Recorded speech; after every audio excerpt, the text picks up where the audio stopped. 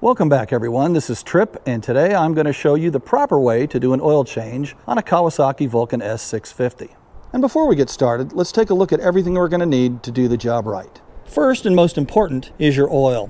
Now you need a good quality 4-stroke engine oil specifically for motorcycles. Here I've got an SAE 10W40 and it's made by Kawasaki. You don't have to use Kawasaki, just make sure you use a good quality oil, and whatever you use, make sure you check your owner's manual to make sure you're putting the right stuff in your bike. Now your Vulcan S is going to hold 1.9 quarts or 1.8 liters, and we've got 2 quarts here as you can see, so we're going to have a little bit left over, and I'm going to show you how to deal with that here in a couple of minutes. Next up, you're going to need the right oil filter. Make sure by checking with your owner's manual, this one came from Kawasaki and is specifically for the Vulcan S. Next thing you're going to need is an oil filter wrench that specifically fits your oil filter. If you look on the inside, you can see this is a 6514. You see the numbers in there? That means that this particular oil filter wrench is 65 millimeters in diameter and has 14 little sides or 14 flutes. To drive the oil filter wrench, we're going to need a 1/4-inch socket driver. To remove the oil drain bolt, we're going to need a 17 millimeter socket.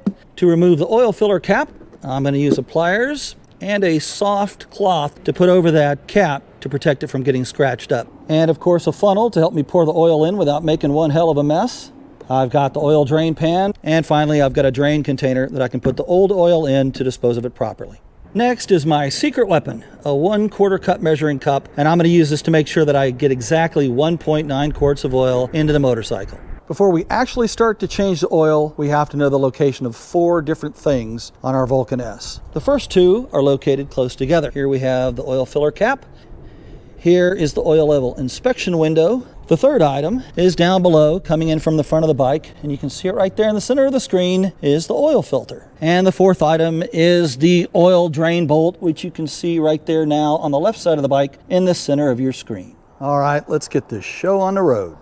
The last thing you want to try to do is drain cold oil out of an engine. It'd take forever and you wouldn't get everything out. So obviously the first step is to start the bike and let it run for a while. The owner's manual says to start the bike and let it run for several minutes. I usually like to let my bike run between 2 and 3 minutes. This will allow plenty of time for the oil to warm up, but not be too hot that it'll burn you. It also says in the manual to not let your bike idle any more than 5 minutes or you could do damage to the bike. Probably a more fun way is just to hop on the bike and ride it around for a couple minutes. After the bike and the oil are all warmed up, we're going to turn it off and give it about 5 minutes to cool down. And it's been about 2.5 minutes. A few moments later. Now, depending on how tight the oil drain bolt is in, you may have to use a mallet to help you get it off, or just give it a few good whacks, and that actually wasn't all that tight. And be careful with this crush washer here that you don't lose it. And there we go. Spilled a little bit, but such is life. That's what rags are for.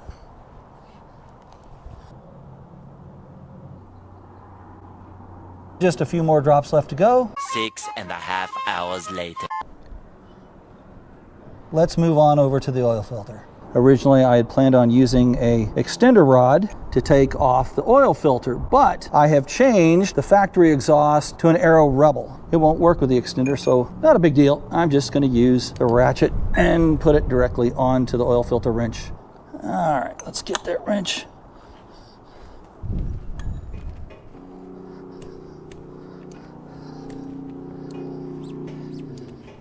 Day 2. Day 3. 2,000 years later. And there goes the filter. We're going to let it drip for a couple of minutes. Make sure we get rid of all of that old oil. Now, a trick that I find helpful if you're not using a paddock stand or a lift is to get on the bike and rock the bike gently back and forth a little bit to make sure you get all the old oil out. Let's take and inspect our oil drain bolt. Make sure that it's clean. Give it a good wipe. inspect the crush washer. This is nothing but an aluminum washer. Some people say, oh, you need to change this every time. I don't think so. I know people that have used the same washer for 30, 40, 50,000 miles the life of their bike. And as long as it doesn't have any scars in it or grooves or anything of the sort, I think you're good. No need to replace that washer. With all the old oil out, we're going to take and put the oil drain bolt back in place. And the crush washer is in place as well. And we're just going to get this hand started and get it tightened up snug. Technically, according to the manual, you're supposed to torque this down to a certain amount of nanometers or foot-pounds. And I'm going to put those down in the details section after this video, but all I'm going to do is just get it hand tight, nice and snug, put this ratchet on it, and then just give it a little bit more juice. Well, now we're in the home stretch. Time to put in the oil and change the filter. So the manual calls for 1.8 liters or 1.9 quarts of oil. So how do you exactly get 9/10 of a quart of oil? Well, that's where the old secret weapon comes in handy. The magical quarter cup measuring cup holds 4 ounces. So if we pour oil into this 3/4 full, that's just about 3 ounces. I'll also use the oil in there to lubricate the filter, and then we can either save that or just pitch it since it's a small amount of oil. But that'll ensure that you get exactly 1.9 quarts of oil into your bike. If for some reason you can't change the oil filter, and you should change the oil filter every time you change your oil, but if you can't, you only want to use 1.6 quarts of oil, and you'd want to adjust accordingly with the secret weapon. And that's about good. So I'm going to take my finger here and just get a little oil and smear it around the gasket. And what that's going to do is prevent that thing from hardening up or seizing onto the engine block and causing it to be pure hell coming off the next time we change our oil. Now we're going to put the oil filter back on the same way we did with the oil drain bolt. We're going to do it by hand, and we're just going to get it snug and then tighten it a little bit more. And there are torque numbers for this that we're going to put in the details section of the video, but I don't use a torque wrench here. I just get it hand tight, and that's it. Basically, you want the oil filter tight enough so that it won't come loose, but not so tight that it'll strip the threads. Then you'd be in big trouble. Now to put the new oil in, we need to take off the oil filler cap. And it's plastic, and it's pretty snug. It won't come off with just your fingers usually, so I'm going to take a nice soft rag and lefty-loosey. Give it a turn so we don't scratch it up. Now we're going to take our trusty funnel and we're going to slowly add our oil. Don't want to pour this in too fast. No reason to rush. You don't want to spill it. Just take your time and enjoy the ride. And again, when we're done, we'll have exactly 1.9 quarts. And if you could see it in frame there, that oil indicator is coming up just nicely.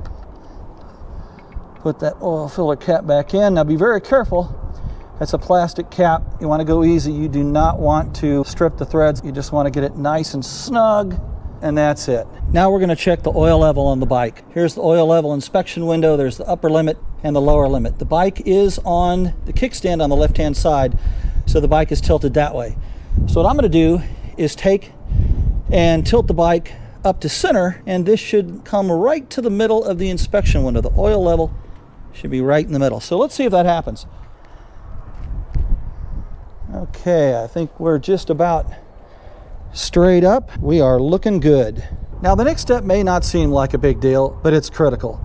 We need to make sure that everything is buttoned up and tightened back like it should be. If not, you're going to ride down the road, and in 20, 30, 40 miles, all your oil is going to be leaked out, your engine's going to seize, and it isn't going to be a pleasant experience. So you want to start the bike and just let it idle for a couple of minutes. Now it's really important while you're letting the bike run not to give it any throttle. You don't want to do any damage while that oil is still pooled at the bottom of the engine and isn't dispersed. We're oil free underneath the bike.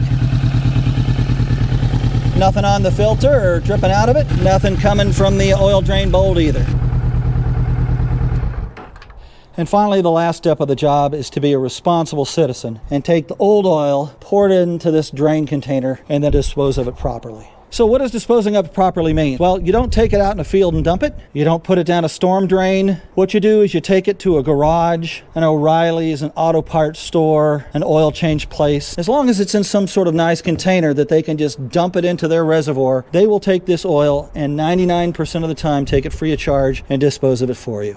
And that's really all there is to changing your oil on the Vulcan S 650. It doesn't take a lot of work. Doing the job yourself is a great way to save money, and it should only take you about 25 minutes. So thanks a lot for watching this video. If you like what you've seen, please give it a thumbs up. And if you like this kind of stuff in general, please subscribe to the channel. I'd really appreciate it. And until next time, this is Trip on Two Wheels saying ride safe and ride often. Can you move it along? I'm all out of time cards.